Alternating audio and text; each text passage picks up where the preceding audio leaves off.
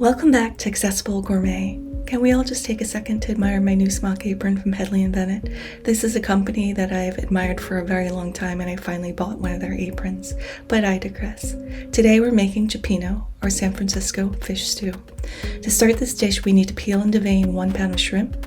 I found this handy little shrimp cleaner from Oxo Good Grips on Amazon, and it basically unzips the shell for you. So as you know, I don't throw away my shrimp shells. I save these to make stock.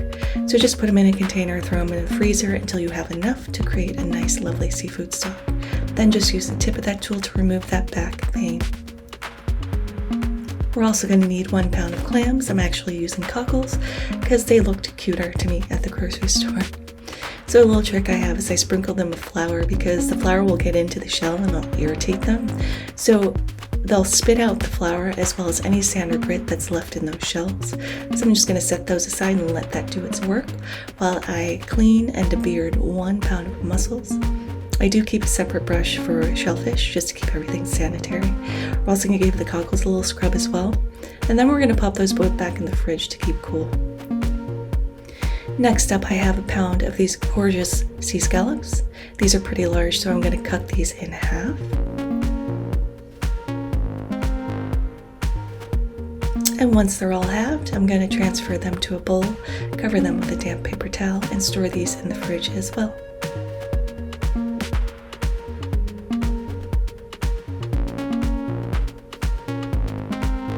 We're also going to need 1 pound of a white flaky fish. I'm using cod, but you can use your favorite white flaky fish. But we want to cut these up into 1.5 to 2 inch chunks. The reason we want to keep these larger is we don't want this fish to overcook while the rest of the ingredients are cooking. We want to keep the integrity of this gorgeous fish. And this is getting the same treatment, chopping it up, putting it in a bowl, covering it with a paper towel, and transferring it to the fridge. Moving on to our aromatics, I have 1 large onion that I'm giving just a nice little dice to.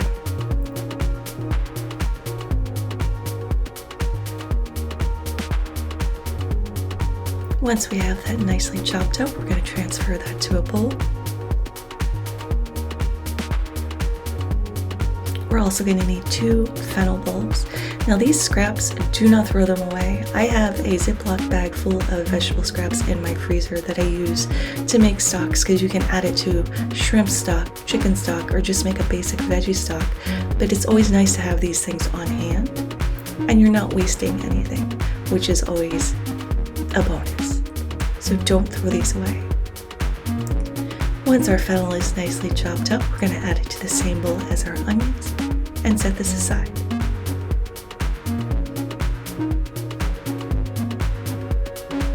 Last but not least in our mise en place, we need 3 cloves of garlic. We're going to give these a nice little choppity chop into a fine mince, transfer them over to a little bowl, and set this aside. And at this point, we should be ready to move over to our stove. Over medium heat, to a Dutch oven or any heavy bottom pot, we're going to add 1/4 cup of olive oil. We're going to let this heat up for a few seconds before we add in all of our fennel and our onions. And we need this to saute for about 10 minutes or until the onions are starting to turn translucent and the fennel starts to get tender.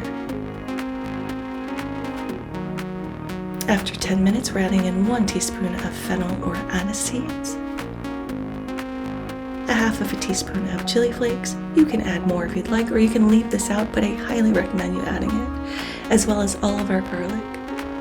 We're going to give this a little stir and let this saute for 2 minutes. We're also going to add 1.5 teaspoons of salt, as well as 2 teaspoons of freshly ground pepper. We're seasoning lightly at this point because we are using seafood and seafood stock, so we don't want this to get too salty. So at the end, we'll taste and season.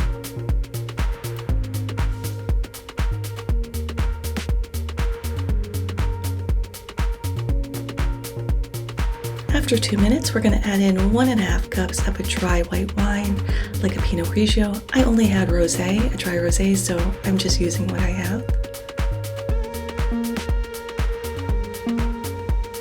We also need to add in 4 cups of a seafood stock, preferably a homemade one. As you can see, mine's still a little bit frozen, but that'll melt pretty quickly over this heat.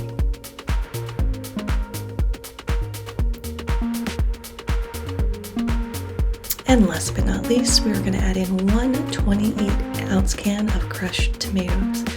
We're going to stir this around until everything is incorporated, bring this up to a boil, then lower it to a simmer, and then we're going to let this cook uncovered for 20 minutes, a half an hour, just to get out that tin taste from the tomatoes. In the interim, what can you do? You can wash your dishes, or you can have a little dance party with your pet. As you can tell, my dog Milo loves it. You can tell by the look on his face. He thinks I'm crazy.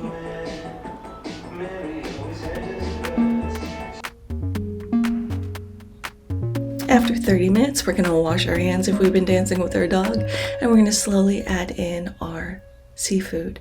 We're going to add this in layers, so first one in the cod. Next, we're going to layer in the shrimp. We're just going to kind of move this around and just so there's a little breathing room in this pot.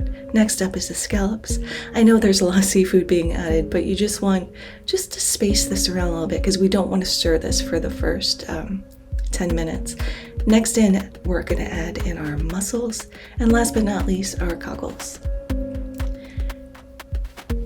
Now this is going to get covered, and we're going to let this cook and steam for 10 minutes. This is my cute little owl timer. This was actually supposed to be a gift for my niece, but I ended up keeping it, but we won't tell her that. After 10 minutes, we need to add 1 tablespoon of an anise liqueur. I didn't have an anise liqueur, so I just infused vodka with some anise seeds instead. And we're going to give this a little stir. And we're going to shut off the heat and cover this for 3 minutes.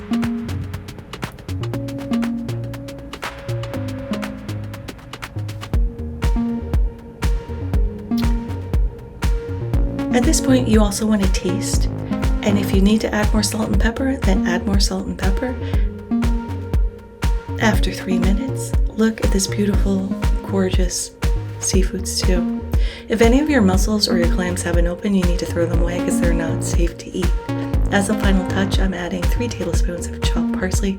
That vibrant green just adds that lovely pop of color. When you're serving this, you want to make sure you get each of these ingredients into your bowl so you can taste all the efforts of your hard work. Don't forget to layer in a bunch of that steamy, gorgeous, sweet, savory, spicy tomato broth.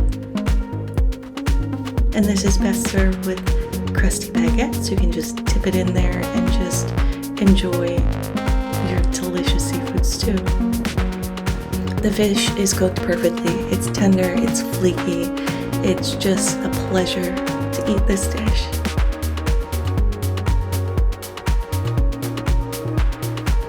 And there it is, my version of Cioppino or San Francisco fish stew.